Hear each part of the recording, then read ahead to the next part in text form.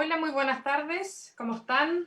Les damos la bienvenida a la cuarta y última sesión de las jornadas de diálogos que hemos realizado y hemos organizado desde la Cineteca de la Universidad de Chile con el apoyo de la Dirección de Investigación del Instituto de la Comunicación e Imagen de la Universidad de Chile. Y hemos hecho este ciclo que se llama Cronologías del Presente, Imagen y Política en el Cine Chileno, en donde hemos escogido cuatro películas y cuatro temas vinculados a esas películas, en donde también nos hemos referido a distintos periodos de la historia de Chile eh, a través de esta selección, ¿verdad?, filmográfica que hemos propuesto, hemos difundido y hemos analizado después acá en estas transmisiones en vivo. Las primeras de esas sesiones las enfocamos en el periodo de la Unidad Popular. En esa ocasión exhibimos el cortometraje Encargo para Chile, realizado el año pasado por el cineasta Cristian Sánchez. En la segunda sesión nos enfocamos en el exilio y estuvimos en una conversación con la investigadora Susana Pic. En la sesión tercera, el tema o el rótulo que nosotros le pusimos fue la autorrepresentación del poder y estuvimos allí con la historiadora e investigadora Isabel Jara y también con Luis Horta, el coordinador de nuestra cineteca. Y en esta ocasión vamos a enfocarnos en el periodo de la transición a través de la película justamente Chile en Transición, realizada en 1990 por Gastón Ancelovici en colaboración con Frank Diamant. Eh, Esta es una película que nosotros estuvimos difundiendo en nuestras redes de Cineteca para que ustedes pudieran verla de manera individual en el sitio www.cineclubuniversitario.uchile.cl. Todavía está disponible si es que alguien aún no la ve, está a tiempo de hacerlo porque la película va a estar hasta hoy día. Y a modo de contexto, comentar nada más que esta es una película que no ha sido exhibida en Chile. El propio Gastón Ancelovici donó la copia de esta película a nuestra cineteca, eh, pero prácticamente no ha tenido circulación. Así que, bueno, con mayor razón le quisimos incluir en este ciclo, ¿verdad? Bueno, hoy día vamos a estar comentando entonces este documental de 1990 junto a Sergio Rojas, quien ya nos ha acompañado en otras ocasiones en nuestras actividades de Cineteca. Sergio es filósofo, investigador, es profesor también en la Universidad de Chile. Y bueno, sin más preámbulo, le doy la bienvenida a Sergio. Y para que partamos esta conversación, antes quizás de entrar en la película propiamente tal, me gustaría, Sergio, que nos pudiéramos centrar en el concepto de transición, ¿verdad? Porque es un concepto bastante... es una palabra que ya en sí dice mucho, es decir, transición, se supone que estamos transitando de una cosa a otra, de un estado a otro, de una condición o una situación a otra. Entonces creo que antes de entrar de lleno en la película, sería interesante un poco reflexionar este concepto de transición. Para ti, ¿qué es la transición? Y también hacia qué transitamos con la transición y cuándo se supone que dejamos de transitar. Por cierto, yo sé que tú has trabajado un poco estos temas del tiempo y del desenlace, por eso también me interesa lo que puedas decirnos respecto a esto. Sí, bueno, lo primero, gracias Valentina y a la Cineteca por la invitación a abordar estos temas en general y en particular esta película, ¿no?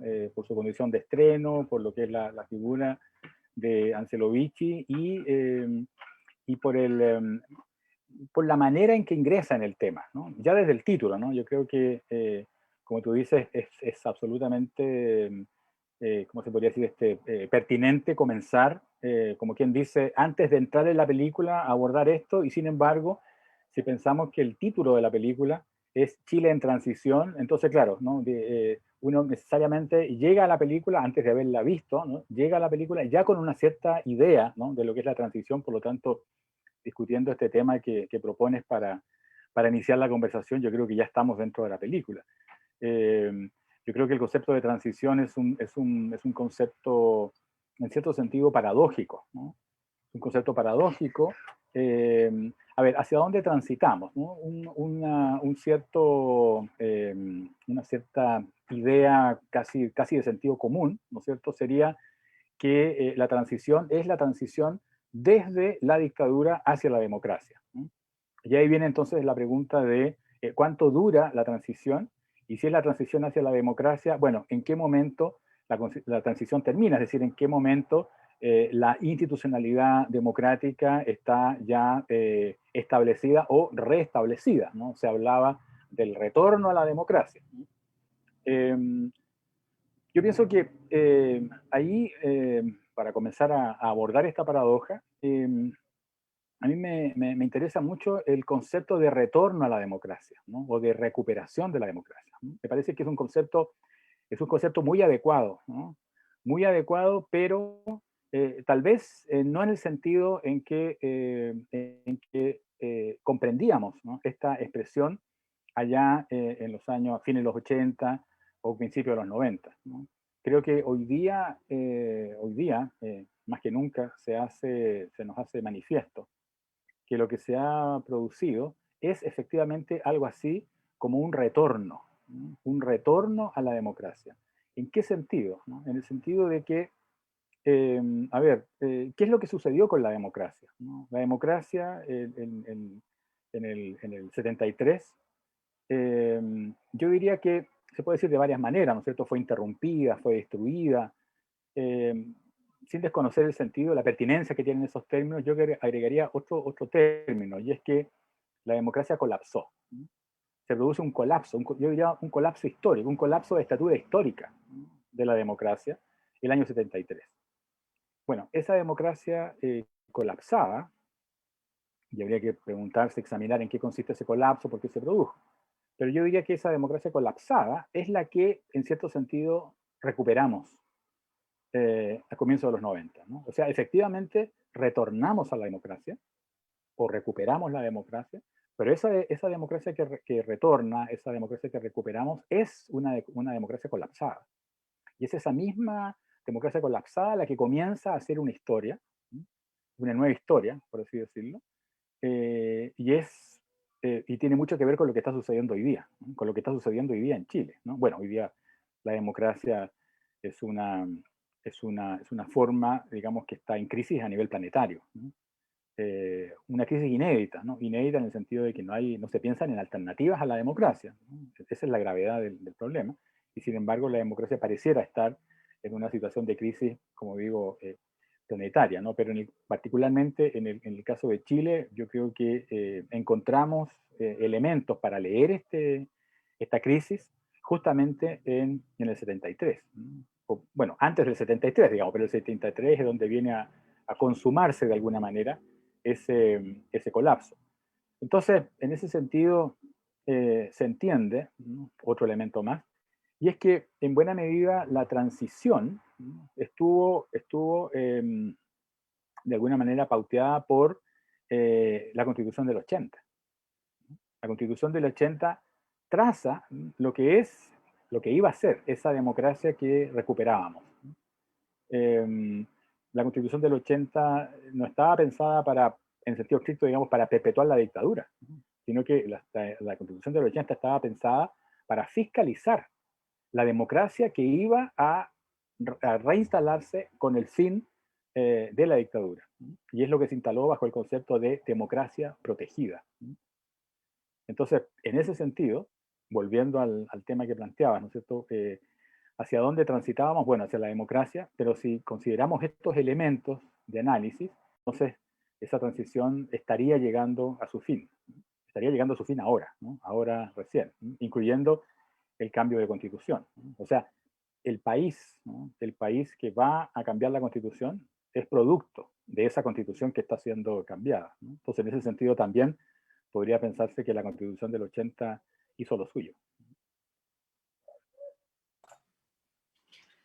Claro. Bueno, aprovecho de recordarle a las personas que nos están viendo que en la transmisión pueden también ir dejando sus comentarios, sus preguntas de la película o de lo que vaya surgiendo en la conversación.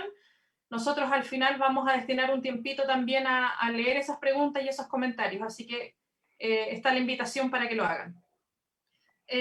Sergio, nosotros fuera acá de cámaras de esta transmisión, habíamos un poco comentado el tema de la construcción de subjetividades, y hay una cosita de este documental de la que yo me quiero tomar para justamente instalar este tema, que tiene que ver con este intercambio de cartas que vemos en la película, que no es algo, no es particularmente protagonista del documental, pero en ciertos momentos vemos este intercambio de cartas entre dos primos, uno que está en Chile, otro que entendemos que está en Montreal, Canadá, en una situación de exilio, y ellos comentan continuamente a lo largo de la película, va evolucionando este diálogo entre ambos. Primero se instala como un intercambio muy, muy cotidiano, muy amistoso, hablar del día a día, de ir a clases, no entender nada, de que se acerca el fin de año, que allá hay nieve, que acá es verano, entonces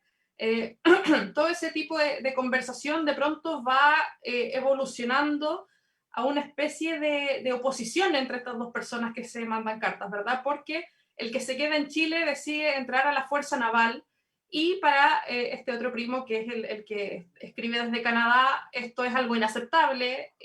Dice literalmente, no puedo creer que alguien que conocí y amé toda mi vida tome tan malas decisiones en una institución tan intensamente antidemocrática. Entonces prácticamente surge acá una disputa que va evolucionando en la película. O sea, al comienzo no vemos esa relación, pero es algo que paulatinamente se va trabajando y se va conduciendo hacia allá.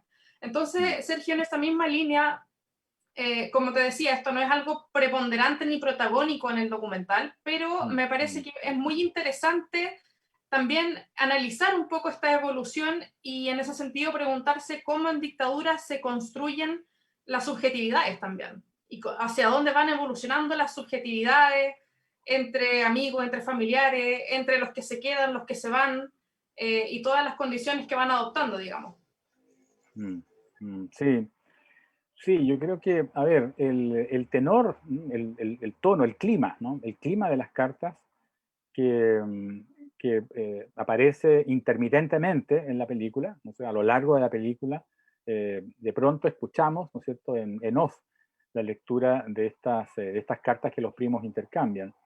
Y son cartas que, como tú decías, dan cuenta de una cierta cotidianidad, ¿no? De dos cotidianidades distintas, ¿no? Pero que se encuentran en lo que es ese ¿cómo le podemos llamar? Esa especie de domicilio, ¿no? Ese domicilio que necesariamente la subjetividad encuentra en sus itinerarios cotidianos, familiares, etcétera, ¿no? En su modo de habitar, ¿no?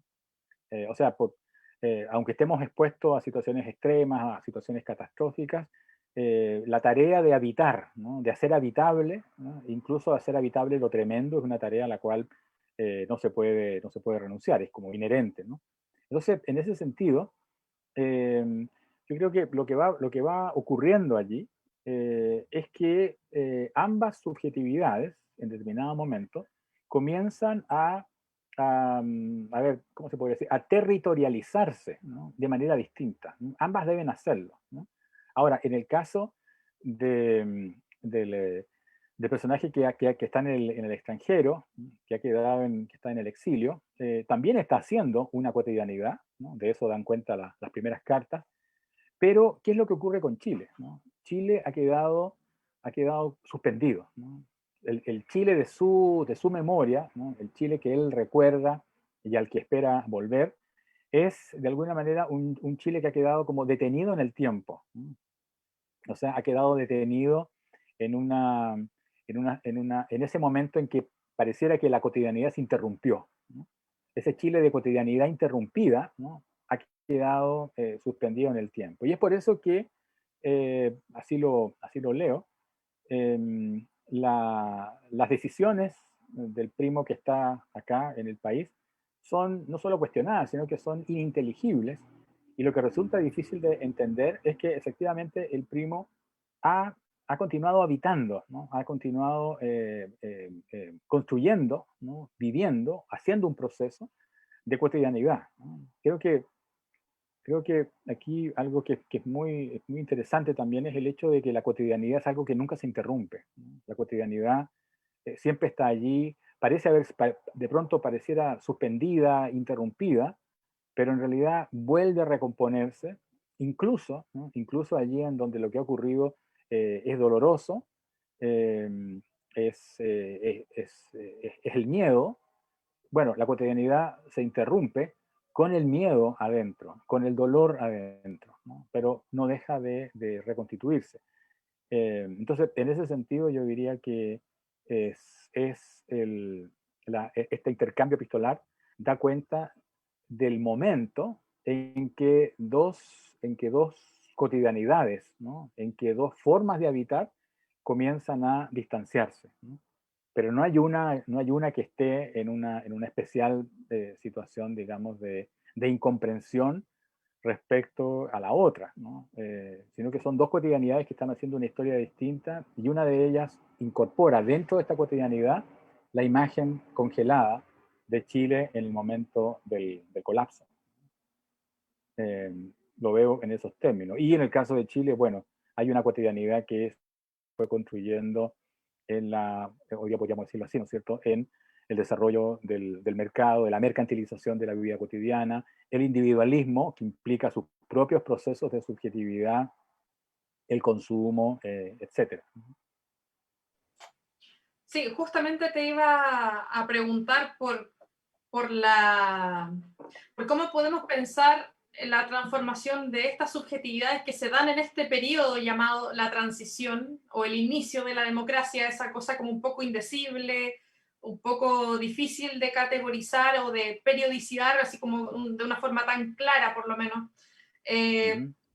¿Cómo también se transforman esas subjetividades desde este momento histórico, este año en particular, podríamos decir, 1990 o alrededor de eso, hasta el día de hoy también? Porque, como tú decías en tu respuesta anterior, en tu comentario anterior, los que estamos hoy día pensando estos temas, las personas que nacieron entre medio, las personas que hoy en día quieren tomar postura, partido político, una acción concreta política y desarrollar ese campo, de cierta forma somos parte de este proceso. O sea, no es como que hablamos de la transición como si nosotros, si fuera una cosa que vemos desde afuera y en la lejanía, digamos. Entonces, quería justamente preguntarte por esa evolución desde estas subjetividades que tú estás describiendo hasta lo que podemos considerar nuestra propia actualidad. Y acá quisiera mencionar una cita que me llama mucho la atención de el libro Breve Historia del Cine Chileno, que ya lo he citado otras veces, de Jacqueline Muesca. Hay una parte, un capítulo que se llama justamente Los años de la transición, y en una parte ella dice: paralelamente a las timideces del gobierno de Elwin en el enfrentamiento a la tarea de sanear la democracia, se producía en la opinión pública un claro repliegue en su deseo de profundizar en el conocimiento y denuncia de los crímenes del gobierno de Pinochet. La consigna no dicha era clara: demos vuelta a la página, pasemos a otros temas.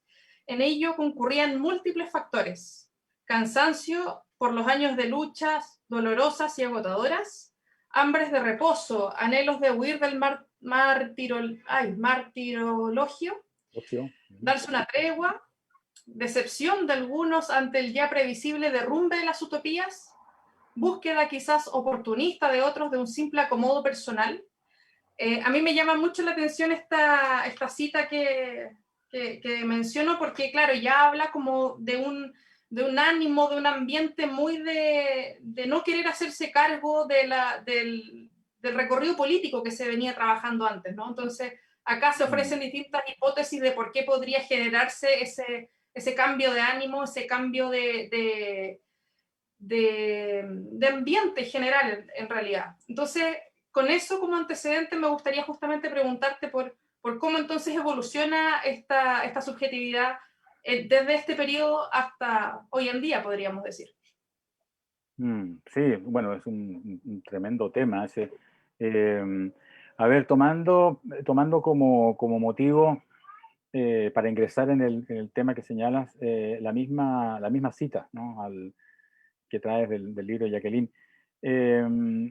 A ver, yo creo que hay percepciones distintas, incluso percepciones a veces encontradas, ¿no?, respecto a lo que sucedió hablemos de la primera década, ¿no? La primera década luego del retorno a la democracia, en relación a lo que fueron bueno, los crímenes de la dictadura y la necesidad de repensar a Chile, ¿no? A partir de lo que había sucedido. Yo creo que efectivamente es indudable, ¿no? Que hubo un deseo, bueno, se puede decir así, ¿no? Radicalmente de dar vuelta a la página, pero incluso sin plantearlo en esos términos, es como, sin dar vuelta a la página, es como de levantar un poco las páginas que vienen para ver cómo sigue, ¿no? Cómo sigue el libro, ¿no? Sin que uno esté dando vuelta a la página, ¿no? Pero como adelantándose un poquito, ¿no? Y eso yo creo que efectivamente es verosímil pensarlo así, si uno considera si uno considera el modo, ¿no? El modo como se termina la dictadura, ¿no? O sea, la historia de Chile en respecto a ese tema es muy distinta, ¿no? A lo que sucede, por ejemplo, en Uruguay, ¿no? O a lo que sucede, por ejemplo, en Argentina, ¿no? Siempre son esos dos elementos, son esos dos países como realidades con relación a las cuales se ensaya una especie de contrapunto, ¿no? O sea, son decenas las tesis que abordan el tema de dictaduras en América Latina y se aborda esta trilogía, ¿no? Porque en sus diferencias permite arrojar una cierta comprensión sobre cada uno de los procesos, ¿no? Entonces, bueno, en el caso de Chile, yo creo que había si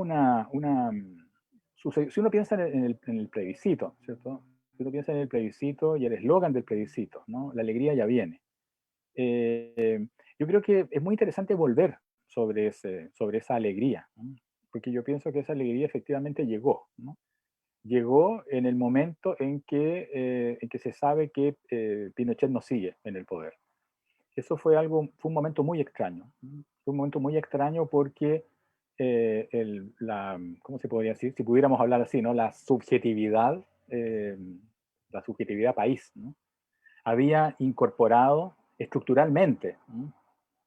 eh, Pinochet como un horizonte de la existencia. O sea, Chile era impensable, no impensable, inimaginable, ¿no? Era inimaginable sin Pinochet, ¿no? Sin lo que significaba la dictadura de Pinochet. Entonces, bueno, Pinochet es derrotado, se reconoce la derrota, sabemos todo lo que hubo entre medio. Entonces se produce un acontecimiento muy extraño, ¿no? Y es que Chile era inimaginable sin Pinochet, pero ya sabíamos, ¿no? Que en un año y medio más, Pinochet no iba a estar. Por lo tanto, el futuro inmediato de Chile era inimaginable. Y yo diría que ese es un componente de alegría, ¿no? Es una alegría que no tiene que ver con la manera como se representaba la transición, la manera como se representaba políticamente, socialmente lo que venía, sino que más allá o más acá de eso, más bien, se produce ese momento, ¿no? Ese momento en donde el futuro inmediato de Chile no es representable, ¿no? Yo diría que la alegría tiene que ver con eso, ¿no? Con ese momento. Y claro, ¿no? Lo que viene después es una conciencia muy fuerte del pasado, ¿no? Una conciencia muy fuerte del pasado, ¿no? Por eso que digo, hay lecturas encontradas respecto al pasaje que citas de Jacqueline, ¿no? Para algunos, efectivamente, el país quería olvidar, para otros no era así, ¿no? Fue la lectura que hizo Ariel Dorfman, por ejemplo, cuando estrena La muerte y la doncella. Cuando se estrena a la obra no le fue bien, a la obra de teatro, no le fue bien. Y la lectura de Dorfman fue que Chile era un país que quería olvidar, ¿no? Que quería dar vuelta a la página. Pero después las lecturas fueron más bien críticas de la obra de Dorfman, ¿no? Bueno, no es el caso hablar de eso ahora, pero en el sentido de que se mostraban, se señalaban un trabajo sostenido, ¿no? Sobre memoria, ¿no? O sea, Chile no era un país que quería olvidar, ¿no? Por eso digo, hay dos lecturas distintas que probablemente están atendiendo a aspectos distintos. Eh, yo pienso que lo que ocurrió, como digo, es que el pasado, ¿no? Tiene un peso muy grande, lo que había sucedido tiene un peso muy grande, y ese peso no ha dejado de aumentar. O sea, Chile inicia los 90, ¿no? Y más allá de eso, entramos en el siglo XXI mirando hacia atrás. No es una humanidad, ni tampoco una subjetividad país, que está mirando hacia adelante, ¿no? Como cuando la humanidad ingresa desde el siglo XIX al siglo XX, ¿no? Y hay toda una expectativa que rápidamente fue interrumpida por dos guerras mundiales, pero en un principio estaba todo el futuro allí, ¿no? En cambio, ahora recordaba eso justamente hoy día en la mañana en una entrevista, ¿no? Una frase del historiador británico Eric Hobsbawm, en donde Hobsbawm dice, el siglo XX terminó mal.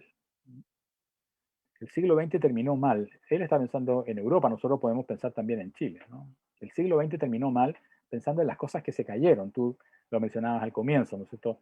Las utopías, el colapso de las ideologías, etcétera, ¿no? Entonces, ingresamos, por eso digo, ¿no? Ingresamos en el siglo XXI eh, con un sentimiento de pérdida, con un sentimiento de desilusión, con un escepticismo. Entonces, el proceso que hemos hecho está, yo diría, muy marcado por eso, ¿no?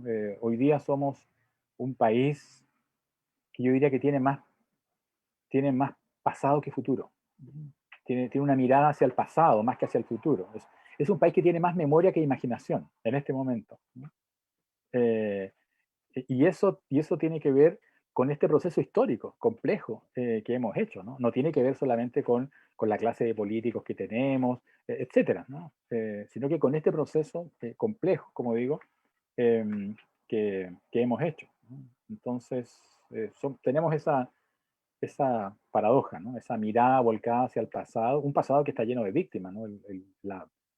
La figura, ¿no? del pasado es las víctimas, ¿no? de todo tipo, y han ido, es una imagen, ¿no? que se va, yo diría, afirmando cada vez más, ¿no? Esa sensación de que hay que hacer como una relación un poco benjaminiana, ¿no? con el pasado, ¿no? El encargo de tener que hacer algo, de tener una responsabilidad, aunque no sabemos muy bien eh, cómo se puede, como le decía Horkheimer a Benjamin en una carta, ¿no? Cuando le dice, las personas que murieron, realmente murieron, ¿no? O sea, hay algo irreparable, ¿no?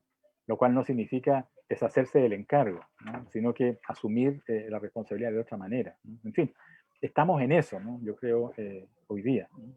Entonces, lo veo en esos términos, ¿no? El proceso que hemos venido haciendo. Eh, Tenemos más pasado que historia, incluso podríamos decirlo así, ¿no?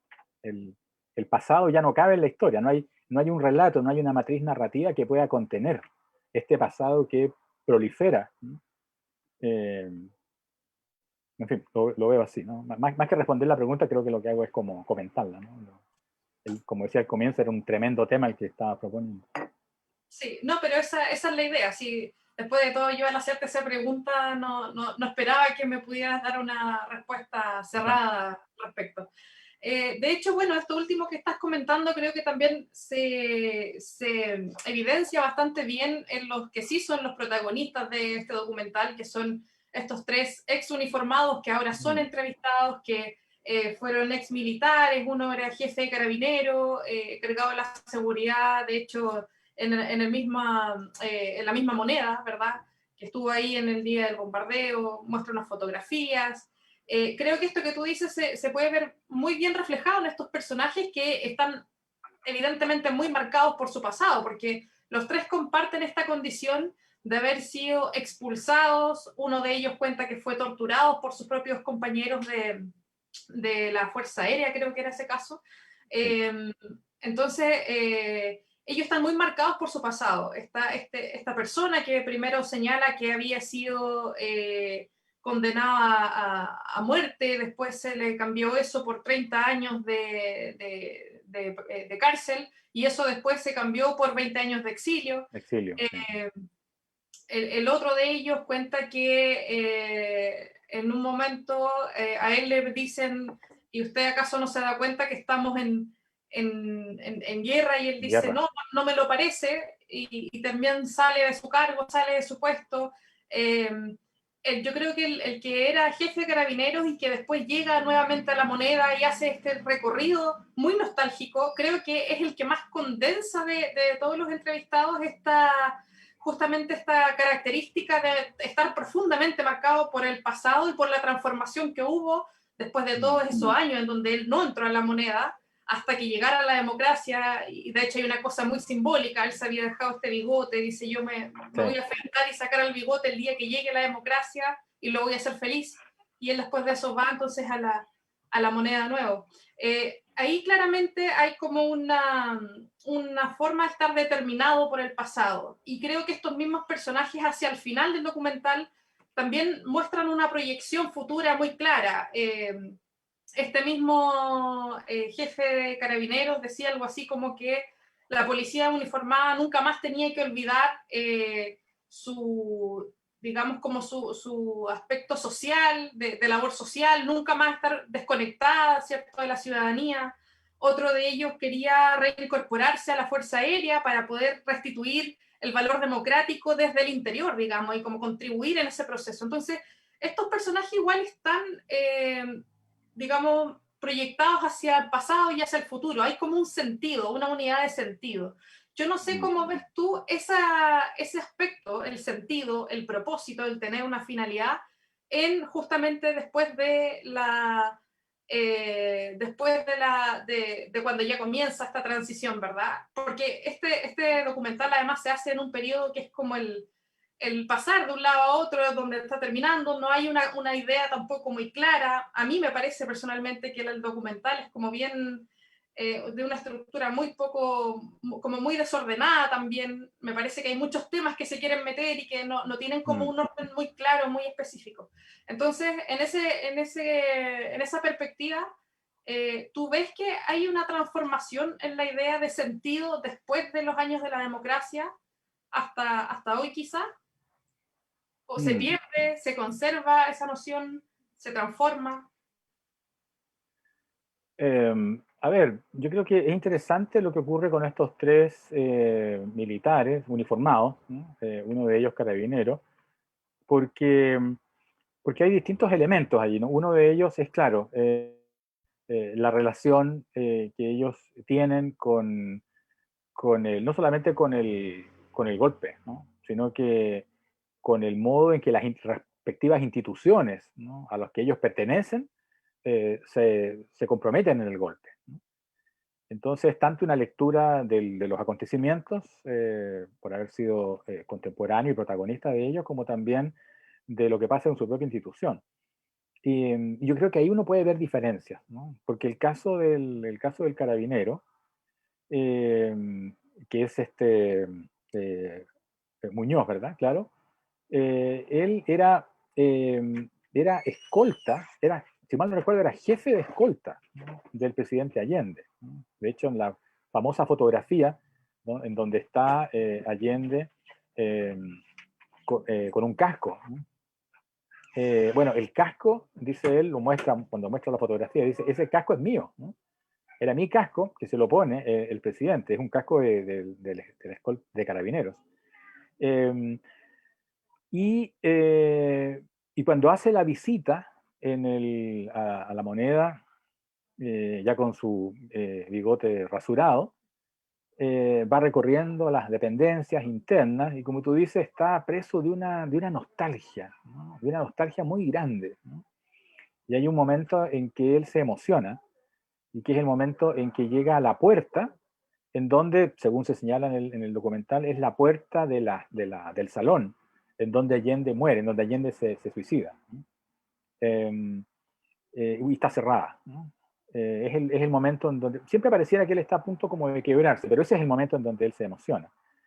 Entonces, claro, él tiene una relación con ese acontecimiento, es un acontecimiento inimaginable, ¿no? O sea, Salvador Allende se suicida en el, en el, eh, en el Salón de Independencia, eh, pocos minutos después de que la Casa de Gobierno ha sido bombardeada por la Fuerza Aérea. O sea, es una escena realmente inimaginable, ¿no?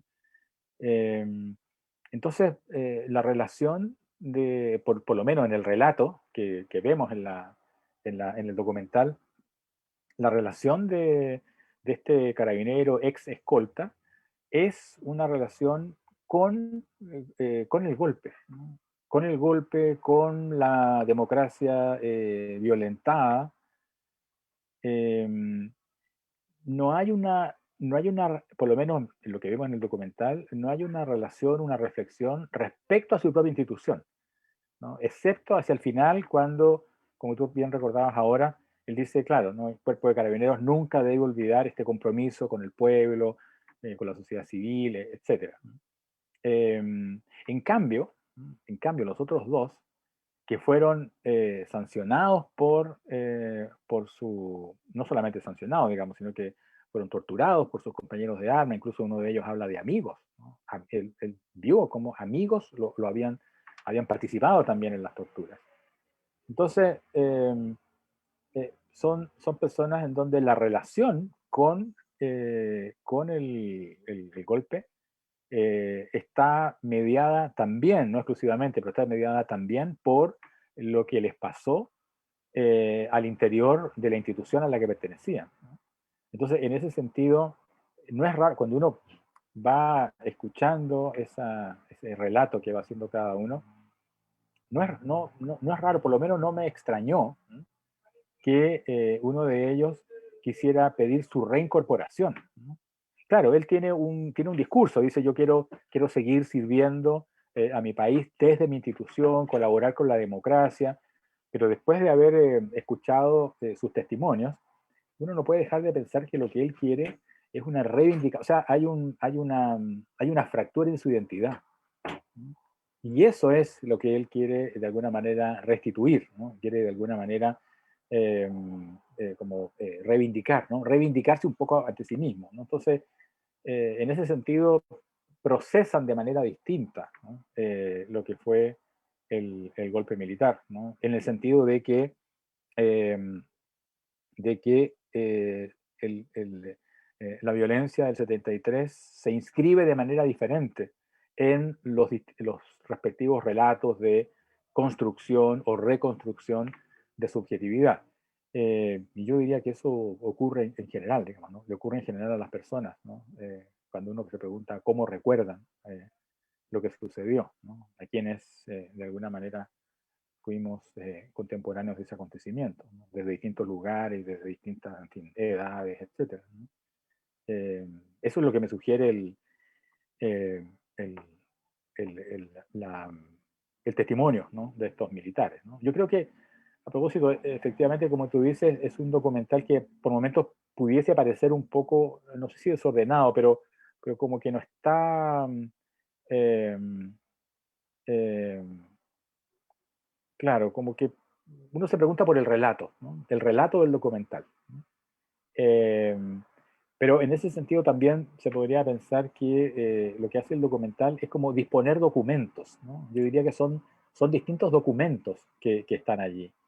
Eh, por eso que el documental no propone una solución, no propone una tesis, una hipótesis, una vez que contrasta los testimonios de estos militares con otros militares que estaban desde el otro lado, con mujeres que fueron torturadas. eh, no adelanta, ¿no? Tampoco yo diría que arriesga una especie de enseñanza, ¿no?, una conclusión, ¿no? Entonces, está en ese año, ¿no?, 1990. Yo creo que tiene que ver con eso, ¿no? Así leo esa especie como de, no sé, de relato como suspendido, como entre paréntesis que hay allí, y entonces quedan dispuestos los documentos. Sergio, cuando tú hablabas de este uniformado que era el que quería reincorporarse, que de hecho fue el mismo, Raúl Vergara, era que el mismo que cuenta que fue torturado por sus compañeros, etc. Y cuando tú dices que, claro, ahí también hay un tema con su propia identidad que ha sido fragmentada y que él de cierta forma uno puede leer que él quiere volver no solamente por este tema como de contribuir en un sentido democrático en su labor, sino también por un tema personal. retomo un poco la pregunta que te hacía respecto al sentido, ¿no? No sé si cuando hablamos cotidianamente de las diferentes generaciones, por ejemplo, las generaciones que vivieron, las generaciones que nacieron en democracia, las generaciones que no vivieron eso, pero que son hijos, son familiares, o sus abuelos les pasó tal cosa, lo vivieron, etcétera, etcétera. ¿Tú crees que en estas generaciones más recientes, entiéndase del 90 en adelante, hay una misma noción de sentido que en estos otros personajes que por lo menos estamos comentando acá, o el sentido es totalmente distinto en uno y en otro caso? Ni siquiera sé si hay como una respuesta muy clara a esta pregunta, pero me surgió mucho esta duda al escucharte. Sí, a ver, yo creo que no es que haya un sentido radicalmente diferente en cada generación, ¿no? Por usar ese concepto, ¿no? El concepto de generación.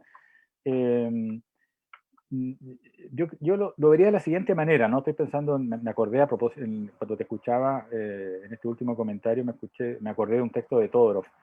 Yo creo que hay respecto a la violencia, respecto a los crímenes, respecto a la dictadura, eh, las, las preguntas, ¿no? En cierto sentido, ¿no? Las preguntas que se hacen podrían ser distintas, ¿no? No digo que una generación se haga unas preguntas que la otra generación no se hace, ¿no? Pero van apareciendo distintas preguntas.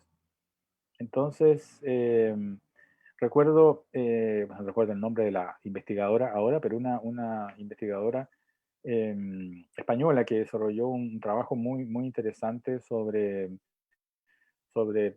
lugares de memoria en distintos países, incluyendo España, por supuesto, y Chile era uno de ellos. Ella daba cuenta de lo que había sucedido en una visita a uno de estos lugares de memoria, en donde los amigos, familiares, compañeros de militancia de detenidos desaparecidos, eh, cuyos nombres eran repetidos, consignados, ¿no? en ese lugar, eh, dice ella, tenían una memoria marcada por el dolor. Incluso si había una deuda, esa deuda era el dolor, ¿no? Debemos dolor, ¿no? Debemos una memoria dolorosa. En cambio, la generación que venía después, que no eran, que no eran los compañeros de militancia, etcétera, sino que eran los hijos, ¿no? Eh, o los nietos, se hacían otras preguntas, ¿no? Las preguntas que se hacían era, ¿cómo eran estas personas? Ahí aparece la cotidianidad, ¿no? ¿Cómo eran estas personas? ¿No? O sea, ¿qué significa eso? ¿Cómo se vestían? ¿Qué música escuchaban? ¿Qué música les gustaba el cine? ¿Coleccionaban estampillas? ¿Cuál era el equipo de fútbol, ¿no? Del cual eran hinchas, etcétera, ¿no? O sea, van más allá de la figura de la víctima para rescatar, ¿no? Rescatar de esta figura, de la figura pesada de la víctima, rescatar al individuo que, eh, como diría Boltanski, estuvo vivo. Entonces, la pregunta es esa, ¿no? Y bueno, han habido muchos trabajos de artistas, digamos, que van justamente en esa dirección. Pero luego viene otra generación más pequeña, ¿no? Y ahí me acordé de Todorov. Refiere el caso de un niño pequeño que entrando a un lugar de memoria, mirando las imágenes, en fin, los objetos que daban cuenta, que remitían a esos acontecimientos atroces, este niño pequeñito se hace una pregunta, ¿no? Y la pregunta es, ¿por qué le hicieron esto a esas personas? Todorov dice, esa es la pregunta por la historia, ¿no? O sea, este niñito ya se está preguntando por la historia, ¿no? Eh, o sea, son, como digo, a propósito de tu pregunta, son distintas formas de relacionarse con el sentido, ¿no? Y creo que esta generación, por lo menos en el relato de Todorov, que me ha interesado mucho, es una pregunta por la historia, ¿no? Desde otro lugar, ¿no? ¿Cómo llegó a suceder esto, ¿no? ¿Cómo llegó a suceder esto? aparentemente, o sea, en un primer momento inimaginable, inexplicable. De pronto comienza a ser explicable, no por eso deja de ser inaceptable, inconcebible, ¿no? Pero comienza a ser explicable. En el sentido de que, insisto, de la pregunta por la historia. Esta generación mayor, que refería esta investigadora española, en su relato por lo menos, ¿no es cierto?, aparece como una generación para la cual la explicación es una violencia, ¿no? O sea, esto debe permanecer como inexplicable. No hay explicación histórica que pueda dar cuenta de esto que sucedió, ¿no? Debe permanecer así, ¿no? Y otros dicen no solamente que la explicación es posible, sino que es necesaria, ¿no? Entonces, por eso digo, ¿no? Hay distintas, siempre hay sentido, ¿no? Pero las relaciones con el sentido, a partir de las preguntas que se hacen, son distintas. Se van agregando nuevas preguntas, ¿no? No es que se vayan cambiando unas por otras. Sí, bueno, te quería preguntar por un último aspecto antes de comentar un par de preguntas que hay acá de las personas que nos están viendo. Y es un aspecto que no solamente se puede ver en este documental, me parece que claramente no, pero en este documental también está expuesto.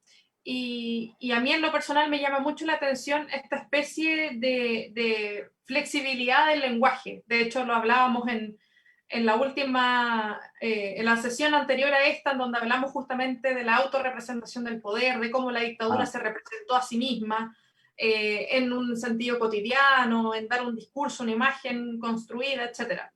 En este documental me parece que también hay algunas afirmaciones que hablan un poco de esta relatividad del lenguaje. Por ejemplo, hay una entrevista, un fragmento muy breve a Christian Lavey, en donde él dice que el 11 de septiembre de 1973 allí se le devolvió a la ciudadanía los derechos humanos que le habían sido arrebatados.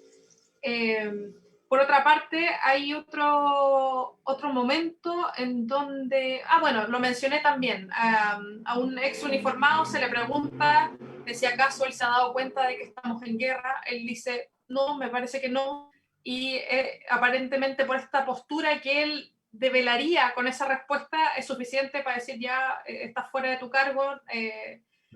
Y bueno, ahí ya todo lo que él cuenta en el documental, ¿no? Y por otra parte también hay una entrevista al general Alejandro Medina en donde habla de la democracia y como que la matiza.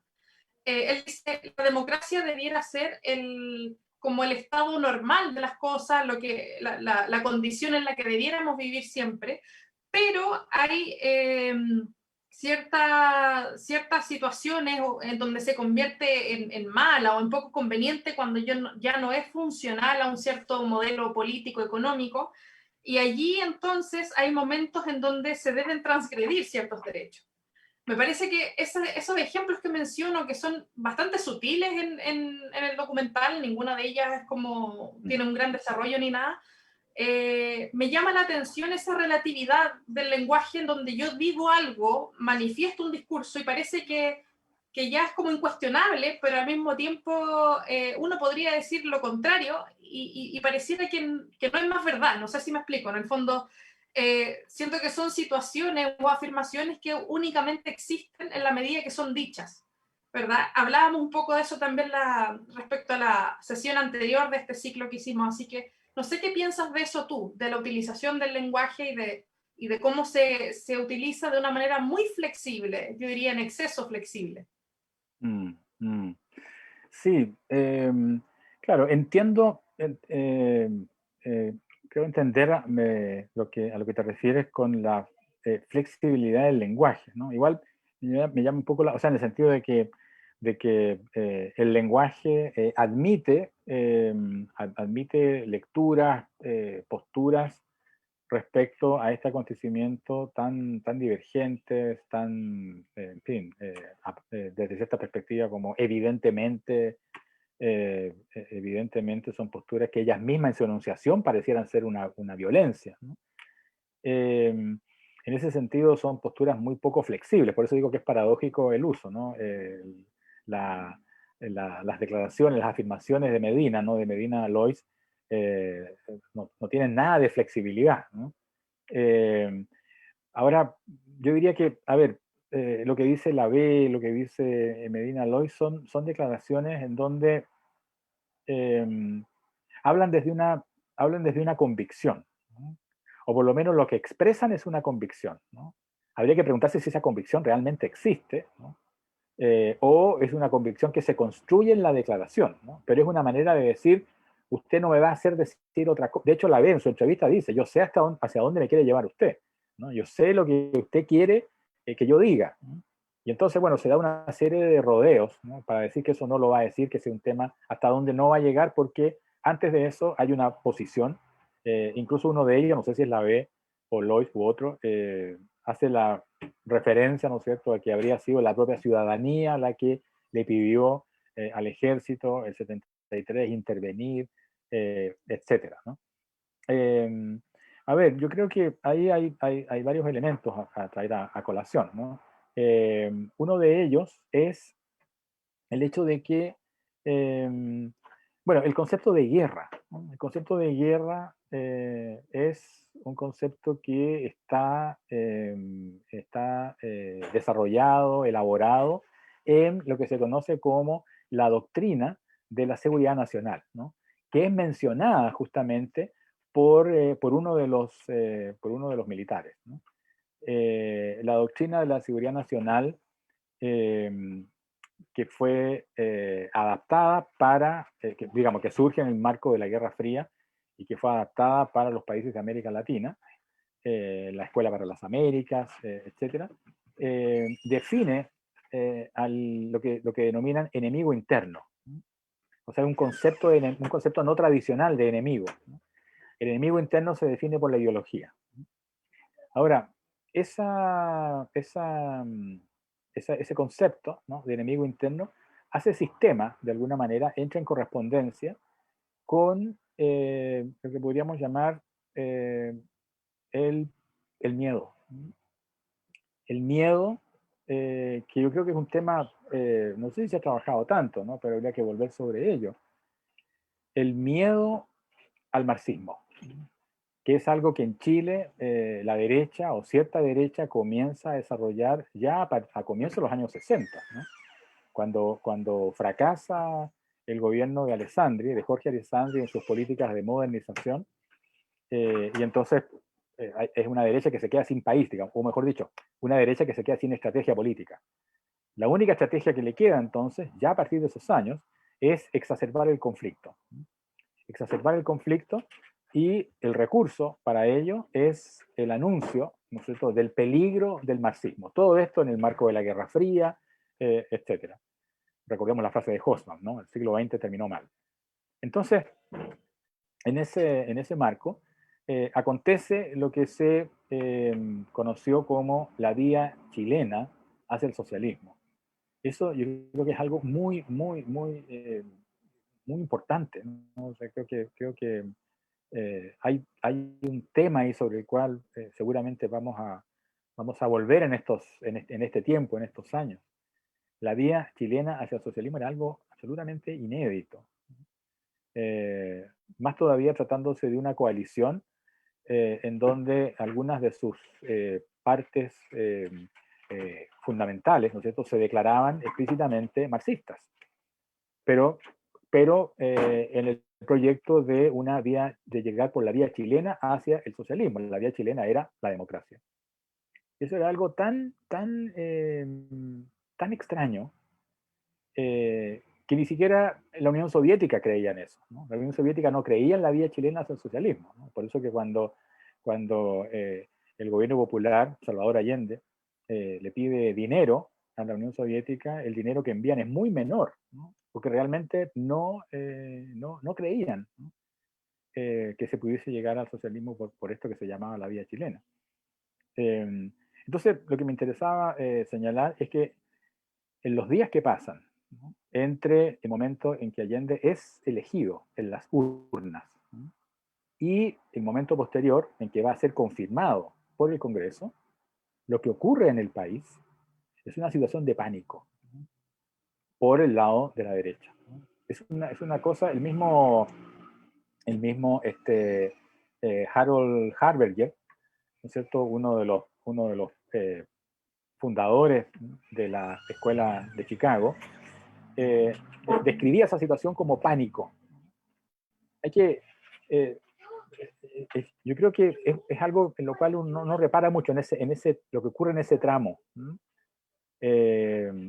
Allende sale elegido el día lunes, cuando se abren los bancos, en un día son retirados 13 millones de dólares. ¿No? Hay gente que empieza a salir del país. ¿No? Turén estaba por esos días en Chile, describe también la situación. Lo que se ve, como digo, es pánico. El mismo día, el director del Mercurio abandona el país hacia Argentina, pero el destino final era Estados Unidos, ¿no? En el plan de una entrevista con Nixon, ¿no? Para ver qué iba a hacer Estados Unidos. O sea, realmente hay una situación de pánico.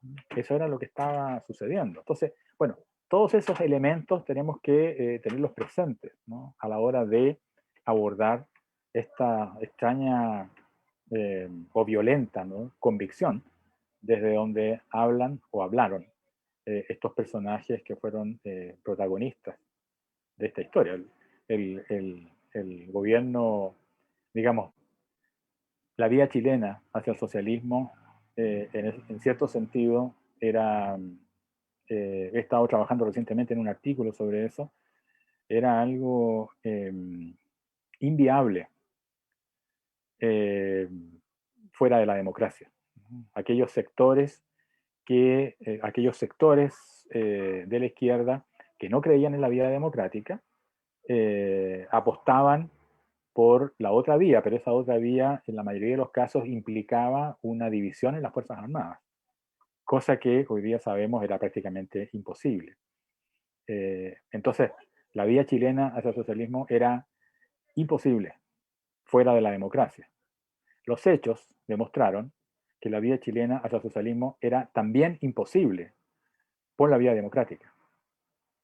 O sea, fue lo imposible lo que hizo historia.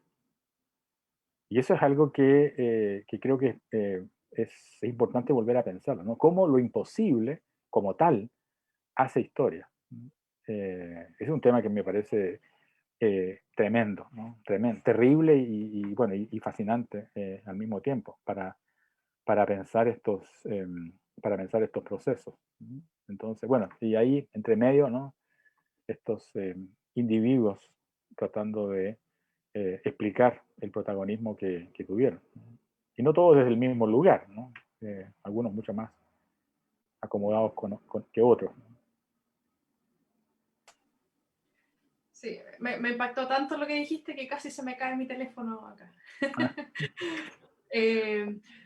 Bueno, hay algunos comentarios acá que me gustaría también compartirte, Sergio. Hay uno de Camila Serrano, dice, esa alegría irrepresentable se podría relacionar con lo vivido los días del estallido social hasta el momento de la firma del Acuerdo por la Paz.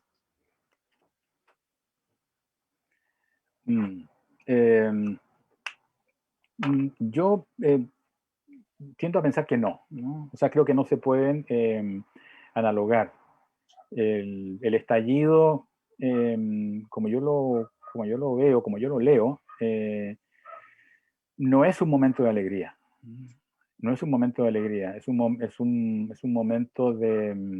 momento de colapso también, ¿no? Es un momento de rabia, de violencia, ¿no? De mucha violencia, ¿no? Uno se pregunta, ¿dónde estaba esta violencia? ¿De dónde salió esta violencia? No, no me hace mucho sentido, ¿no es cierto?, la idea de que es una violencia que se acumuló, ¿no? Que se acumuló durante 30 años. ¿No? ¿Cómo se acumula la violencia? ¿No? ¿Dónde se acumula? ¿No? Como si fuese algo material, ¿no? Se acumula y cómo. Entiendo, ¿no es cierto?, es una manera de hablar, pero esa violencia no se acumula, ¿no? Esa violencia, mi tesis, he escrito un par de cosas sobre eso, es que esa violencia estaba en un permanente ejercicio. ¿No? O sea, es una violencia naturalizada, invisibilizada en la vida cotidiana, Chile era y es un país violento, se fue transformando en un país violento, ¿no? Violento en la vida cotidiana, en las calles, ¿no?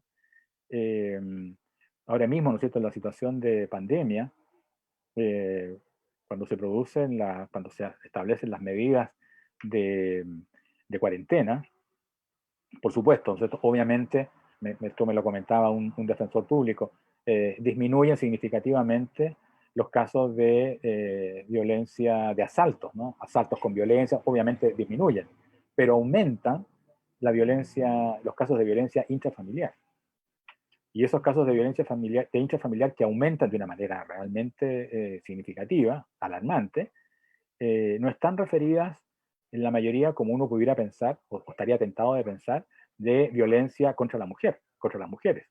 Es violencia contra los niños, ¿no? Una violencia contra los niños que llega a los tribunales, ¿no? A denuncias. Entonces, bueno, pongo eso como un ejemplo, ¿no?, tremendo de un país violento, ¿no? El racismo en Chile, el clasismo, ¿no? Son todas situaciones que estaban naturalizadas, ¿no? Entonces, pero de alguna manera contenidas, ¿no? Contenidas en la industria del espectáculo, contenidas por la misma democracia, hasta que llega un momento en que ya no puede ser contenida, ¿no? Y desborda. Yo creo que ese momento de la alegría, el momento de la alegría ya viene, es un momento en donde nos sentimos, ¿no? Nos sentimos, nos creímos, en fin, no sé, no sabría muy bien cómo decirlo, yo creo que ninguno de esos términos es muy exacto, ¿no? eh, Poniendo por lo menos un pie, ¿no?, en el primer peldaño, ¿no?, o en el primer capítulo de una historia por venir. En cambio, lo que ha sucedido en Chile con la revuelta, no lo leo como el primer capítulo de una historia por venir, lo veo como el último capítulo. Estamos en ese último capítulo, eh, y no sabemos cuánto va a durar, ¿no? El último capítulo puede durar su tiempo, ¿no? No es que la nueva constitución sea ya el nuevo capítulo, ¿no? Claro, se dice, conversábamos esto el otro día con unos estudiantes, ¿no?, del posgrado, ¿no? Se dice, vamos a escribir la constitución sobre una página en blanco. La pregunta es, la pregunta es, ¿por qué se dice eso si sabemos que la página no está en blanco, ¿no? Y que además eso no es posible, ¿no? Incluso un estudiante me decía, es una imagen muy fascista de pensar la fundación de un país, etcétera, ¿no? Entonces, claro, son formas de hablar, ¿no? Lo mismo el estallido, el despertar, ¿no? El despertar también, el despertar hace pensar en el primer capítulo de una historia por venir. Yo creo que estamos en el último capítulo, un largo último capítulo. Eh, Sí, lo veo en esos términos. Bueno, todo esto para decir que no me parece que no son analogables, ¿no? Ese momento, que es realmente un momento muy fugaz, ¿no?, muy fugaz, de la alegría, y esto que estamos viviendo, que es un proceso largo y doloroso, no exento de esperanza, por supuesto. Claro. Acá hay no es pregunta, en realidad un comentario de Danilo. Dice, quizás sea un buen momento para recordar la vieja tesis de Marx que inspiró el título de un libro de Miguel Abençour, muy vigente, La democracia contra el Estado. Si la democracia colapsada que retorna es la democracia liberal moderna, también resulta pertinente la propuesta de Giorgio Agamben sobre la potencia destituyente, que interrumpe el circuito dialéctico de la violencia mítico-jurídica, violencia que funda y conserva derecho, en el sentido de la crítica de Benjamin. De este modo, lo destituyente sería una violencia revolucionaria, violencia divina creadora. No sé qué te parece. Es una tesis potente, la de Danilo.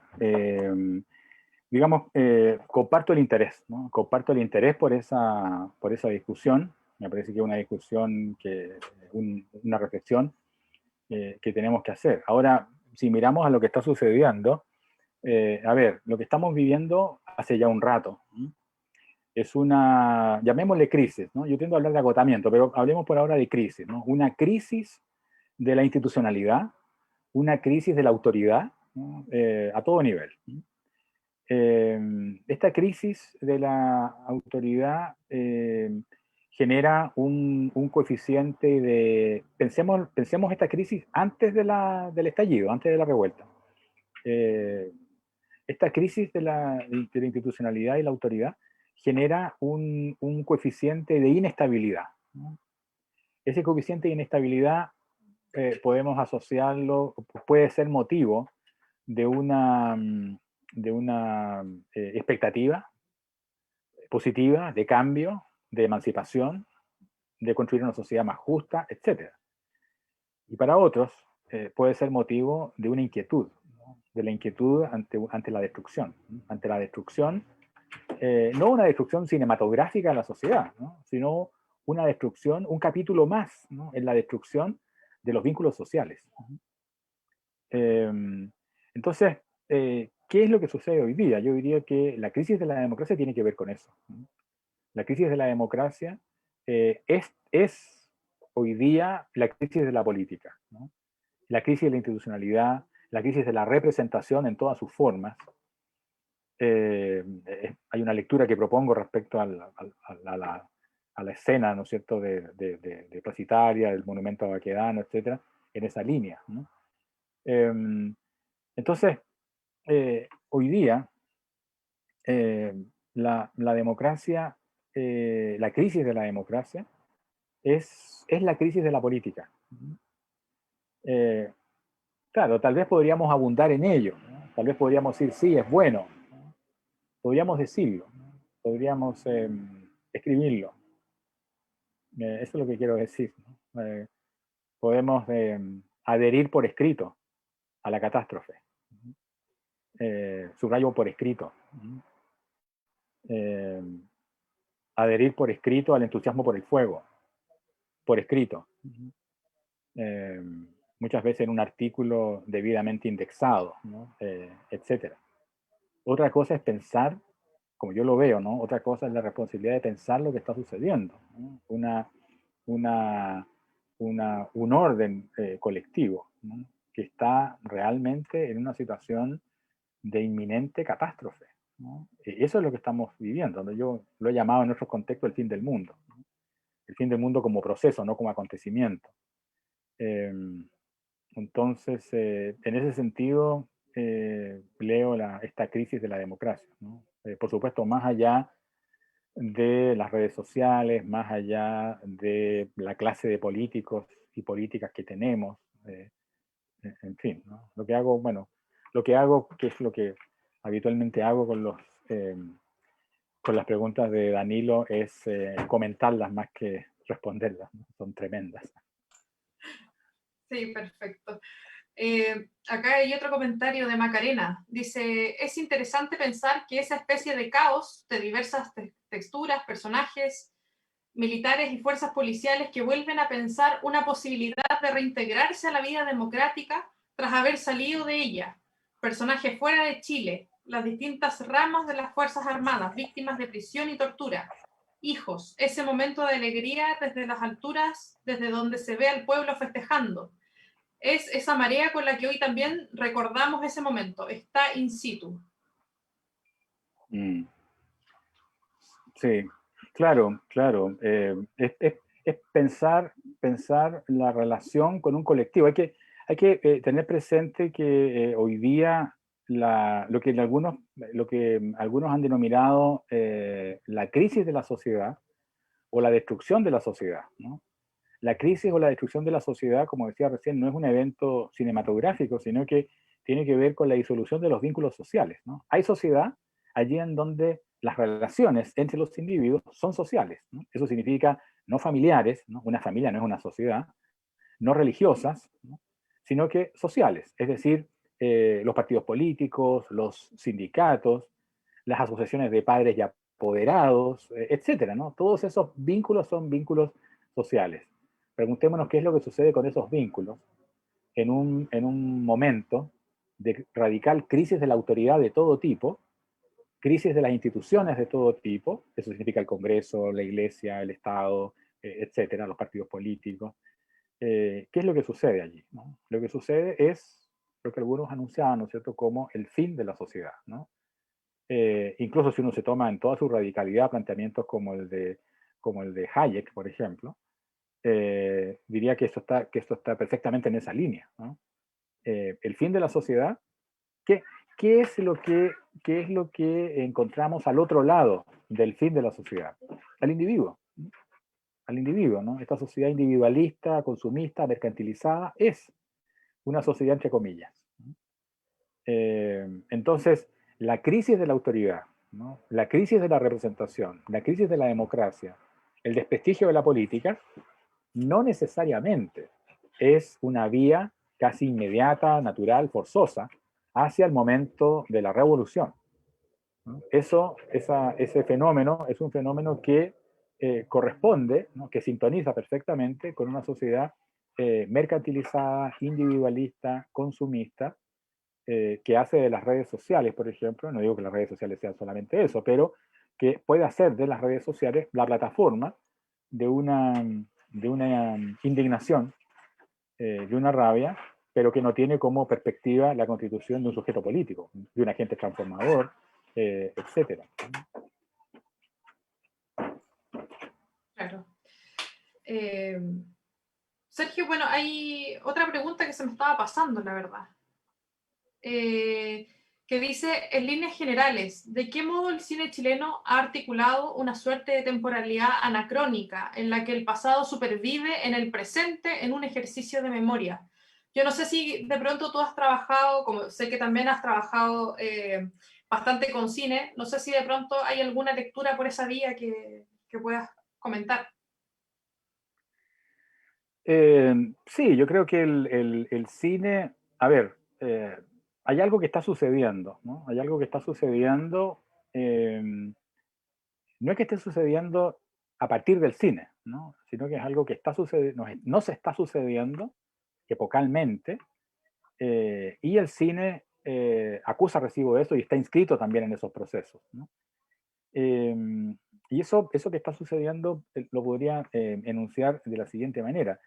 Decíamos hace un rato, a propósito de otros temas, que planteabas que yo lo anunciaba así, ¿no es cierto? El pasado no cabe en la historia, ¿no? O sea, esa matriz narrativa, ¿no? Que es propia de un relato que nos permite establecer jerarquías, identificar personajes, etcétera. O sea, esa matriz narrativa que nos permite reconocer qué es lo realmente histórico, ¿no? De lo que no lo es, ¿no? O sea, reconocer cuáles son los acontecimientos, los personajes, los documentos, etcétera, que tienen estatura histórica respecto a los que no lo son, ¿no? Bueno, esa matriz narrativa, ¿no? Por lo tanto jerárquica, es la que hoy día entra en crisis, ¿no? Entra en crisis, colapsa.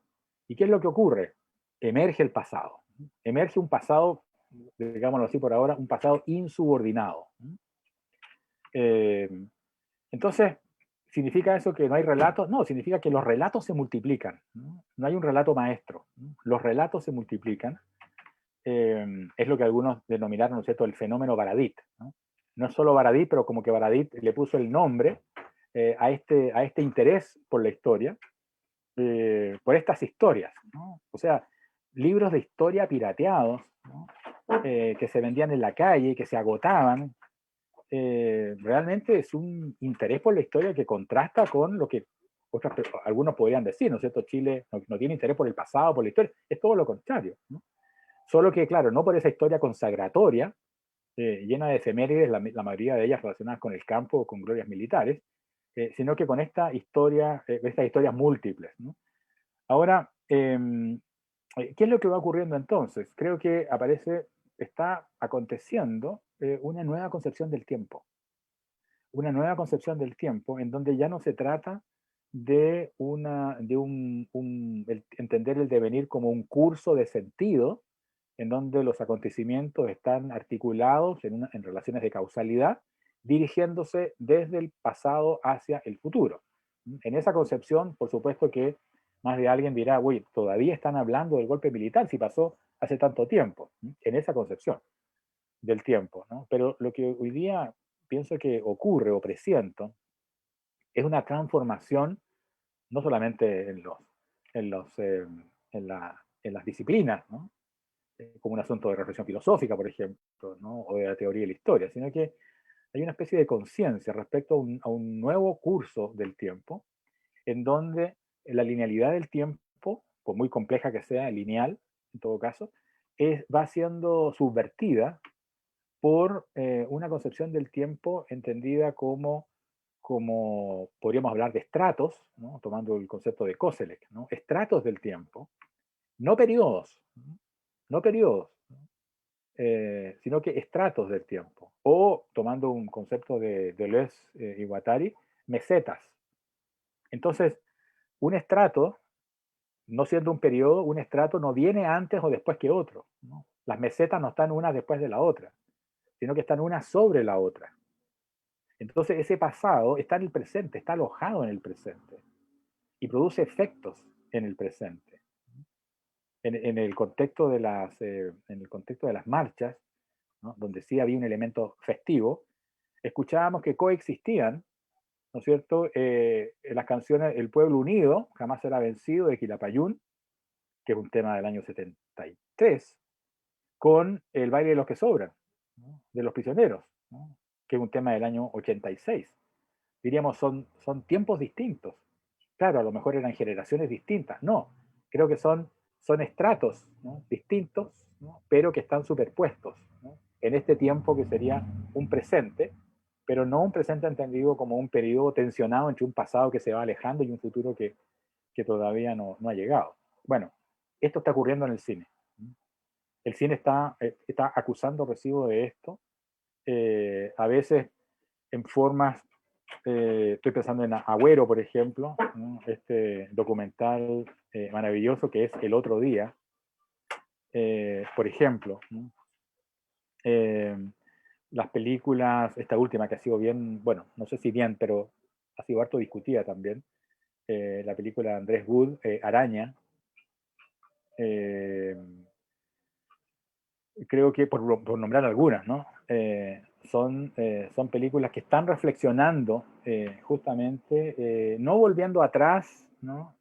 Sino que está implícitas en ellas este orden temporal distinto, ¿no? Diferente, ¿no? En donde esa historia lineal consagratoria está agotada, sigue allí, pero está en cierto modo agotada, y aparecen estos múltiples relatos, ¿no? Yo diría que eso está ocurriendo en el cine hace ya un rato, ¿no? Si yo miro más hacia atrás, no sé, Archipiélago de Perelman, que es también una película donde está todo superpuesto, es una película increíble, ¿no? La manera como Perelman trabaja el sueño, ¿no? Cuando hace aparecer, no sé si te acuerdas, ¿no? El personaje que está recordando, pero en el sueño, ¿no? Está recordando el agente, el momento en que es llevado es relegado, ¿no? Es relegado en Chiloé y el agente que lo va a buscar y lo lleva, el agente de la DINA, ¿no? Creo que es de la DINA, que lo lleva, en la película el papel lo hace Eduardo Gatti, ¿no? Entonces ese contrapunto, ¿no? ¿Cómo entiendo que Eduardo Gatti aparece en la película haciendo el papel de un agente, no sé si recuerdo de la DINA o de la CNI? Y dice, bueno, tiene que ver con el sueño, ¿no? En los sueños pasan esas cosas, ¿no? Y al que está soñando no le llama la atención, solo cuando despierta después, ¿no? Entonces, bueno, es otro ejemplo, ¿no? De cómo estas superposiciones de órdenes temporales es algo que en el cine está ocurriendo de una manera muy fascinante en el cine chileno.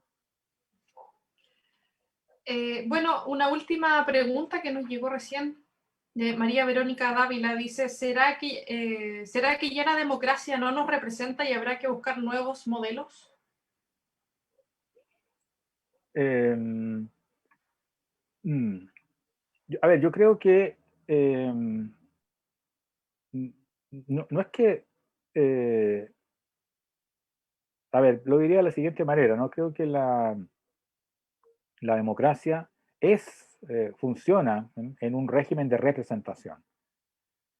Por eso que la crisis de la representación es la crisis de la democracia. Es también crisis de la democracia y crisis de la política, ¿no? Entonces, en ese sentido, revisaría el planteamiento, lo entiendo, ¿no? Pero lo revisaría, ¿no es cierto? Tal vez lo diría de otra manera, ¿no? No es que la democracia no nos represente, ¿no? Sino que no es que la democracia, no es que la democracia haya caído en desgracia, ¿no? Y entonces nuestro afán de ser representados tendrá que buscar otras formas, sino que algo está ocurriendo en ese afán de ser representados. Eso es lo que hoy día está en crisis, ¿no? Es la representación la que está en crisis.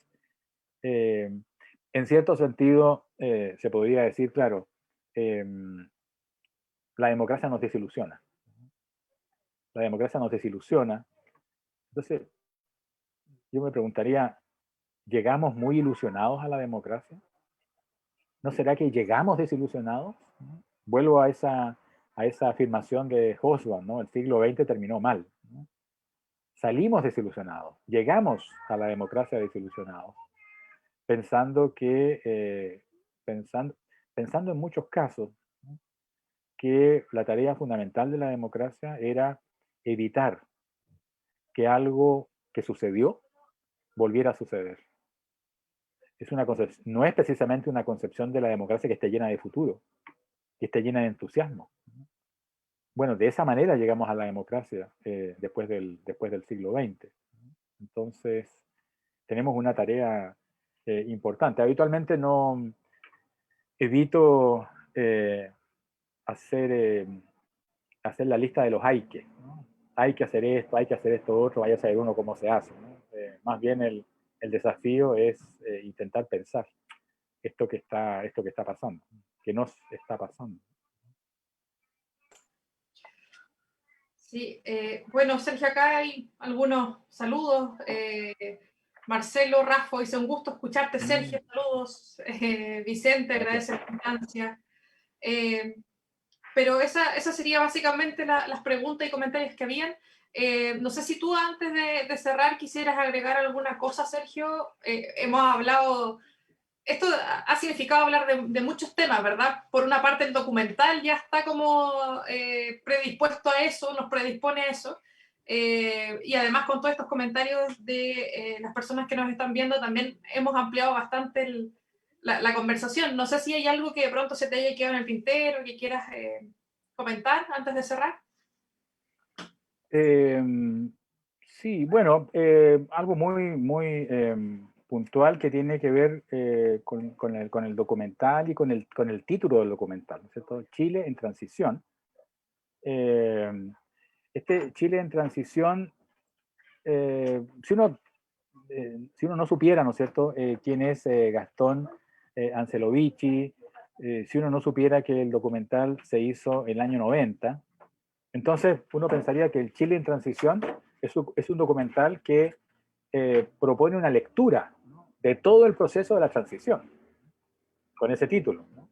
Pero en realidad, Chile en transición es un Chile va a la transición, ¿no? Chile, ese es el sentido del título, ¿no? En estas condiciones, documental del año 90, ¿no?, en estas condiciones, con todos estos testimonios, con estas lecturas, con estos lenguajes, como tú señalabas hacia el final, Chile ingresó en esa transición, ¿no?, hace ya décadas atrás, ¿no? Entonces, la lectura, ¿no?, que uno podría hacer desde allí, en el sentido de qué es lo que sucedió, bueno, han pasado muchísimas cosas, es una historia bastante compleja, pero me parece relevante para lo que hemos estado conversando hoy día y la manera en que lo hemos abordado, el hecho de que el golpe de 1973, lo que yo denomino desde otra lectura, señalando otros aspectos, digamos, el colapso de la democracia, ¿no?, del año 73, es algo que sigue estando allí, ¿no? Está allí, no es algo que está allí para las víctimas o los familiares de las víctimas o para la disciplina historiográfica, ¿no? Es algo que está allí, probablemente probablemente se pueda decir que el golpe militar del 73 es el último acontecimiento, hasta ahora, ¿no?, es el último acontecimiento que fue capaz de partir la historia de Chile en dos, ¿no? O sea, pienso en el concepto de catástrofe, el concepto de última catástrofe, un concepto que desarrolla el historiador, el teórico de la historia Henri Rousseau. El concepto de última catástrofe, en el caso, él desarrolla este pensamiento referido a Europa, ¿no? Pero en el caso nuestro, podríamos decir que la última catástrofe es es el golpe, ¿no? Es el golpe del año 73. Entonces, es curioso, ¿no? Es curioso, es interesante y al mismo tiempo paradójico que todavía, ¿no? Todavía podamos reconocer el, llamémosle así, ¿no? El comienzo, ¿no? El inicio del tiempo que estamos viviendo en un momento, el año 73, que no es precisamente inaugural, ¿no? Es un momento de clausura, ¿no? Es un momento de cierre, y es ese cierre el que permanece, ¿no? El que se ha mantenido, ¿no? O sea, es el cierre el que ha transitado, ¿no? Hasta hoy. La misma Constitución del 80, la Constitución del 80, como decíamos antes, fue pensada para fiscalizar, supervisar, ¿no? La democracia que iba a venir después de la dictadura. Incluso Pinochet llegó a hablar de democracia autoritaria, ¿no? En un momento en que ya se estaba distanciando, entre que Guzmán se estaba ya distanciando de Pinochet. Bueno, esa constitución, sin embargo, tenía tal cantidad, ¿no es cierto?, de trabas, de cortapisas, etcétera, hacia esa democracia por venir, que uno podría pensar hoy día, ¿no? Que la misma constitución digamos, tenía fecha de caducidad, ¿no? La misma constitución se definía a partir de un límite. ¿Por qué? Porque se definía por la tarea de contener el malestar que iba a venir. Es curioso, es como si la Constitución es el saber de esa Constitución, ¿no? Su tarea era contener algo que venía y que iba a ser creciente, ¿no? Progresivo en el tiempo, ¿no? En ese sentido, digo, es una Constitución que fue pensada ella misma desde una fecha de caducidad. Y eso es lo que ha ocurrido ahora, ¿no? En este tiempo. Bueno, eso sería un comentario, creo que me extendí un poco, pero No, para nada, está bien. dos temas. Está bien, porque de hecho justamente nosotros denominamos este ciclo de diálogos, cronologías del presente, un poco con esta misma idea, ¿no? De cuestionar desde nuestro presente cómo estos procesos que son ya pasados de otras décadas, sigue estando en nuestro cotidiano, en nuestra vida, en nuestro propio presente, en nosotros mismos. Entonces justamente esa era la idea, y todas estas sesiones que hemos realizado tenemos también ese objetivo, no solamente de hablar de algo como un evento pasado, sino también ver ese tránsito hasta el día de hoy. Así que en ese sentido muy, muy pertinente también lo que tú estabas señalando. Bueno, le recuerdo a todas las personas que la película sigue disponible, si alguien aún no la ha visto, www.cineclubuniversitario.chile.cl, va a estar disponible en realidad hasta hoy día, ya mañana vamos a actualizar el sitio.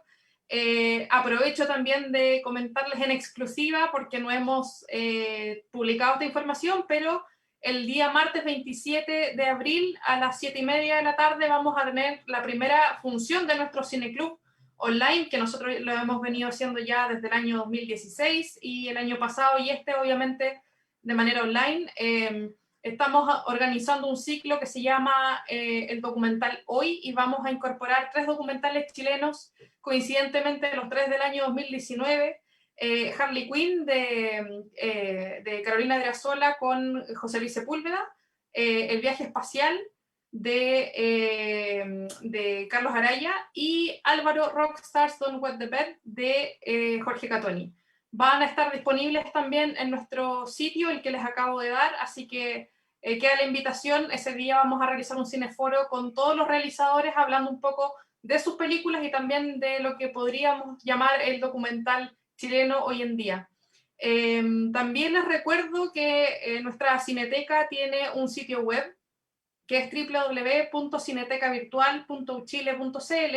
Allí tienen distintas colecciones de películas que son parte del archivo de nuestra Cineteca, películas que también la Cineteca ha digitalizado, ha restaurado en algunos casos, y están allí de manera gratuita, disponibles para que todo el mundo la pueda ver, para que también puedan utilizarlas en clases, en investigaciones.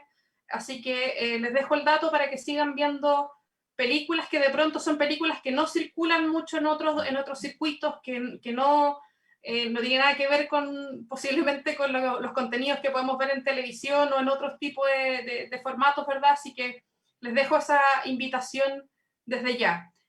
Bueno, les agradezco muchísimo a todas las personas que fueron parte de este ciclo, a Carlos Pardo, que está encargado de nuestra parte técnica y nos ha colaborado en estas sesiones, a Erika Gersi, que está desde fuera de cámaras también colaborándonos con toda la transmisión en el Facebook, así que gracias a ambos por estar siendo parte de este equipo, y obviamente gracias a Sergio también por aceptar nuestra invitación una vez más en nuestras actividades, que obviamente siempre son muy beneficiosas para todos, yo creo. Así que muchas gracias, Sergio, por haber participado hoy día.